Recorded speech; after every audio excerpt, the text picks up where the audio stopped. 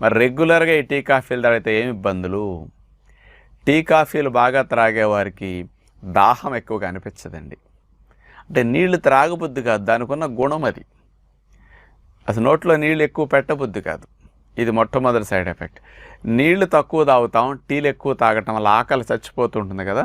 అందుకని ఆహారం తీసుకునే సమయంలో మనం ఎప్పుడన్నా నీళ్లు తాగుతాం, మధ్య సమయంలో అసలు నీళ్ళు ఎక్కువ తాగరు జనం ఎవరు కూడా.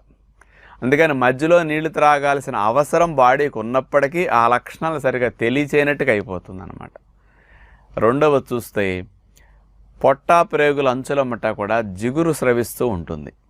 ఆ జిగురు యాసిడ్స్ నుంచి రక్షణ. ఈ టీ కాఫీల్లో ఉండే సైడ్ ఎఫెక్ట్ కారణంగా ఆ జిగురు పొరలు, గోబ్లెట్ సెల్స్ ఉంటాయి కదా, అవి జిగురుని స్రవిస్తాయి. ఆ జిగురు స్రవించే కణజాలం జిగురుని తగ్గించేస్తాయి ఈ కెమికల్ ఎఫెక్ట్ వల్ల. అందుకని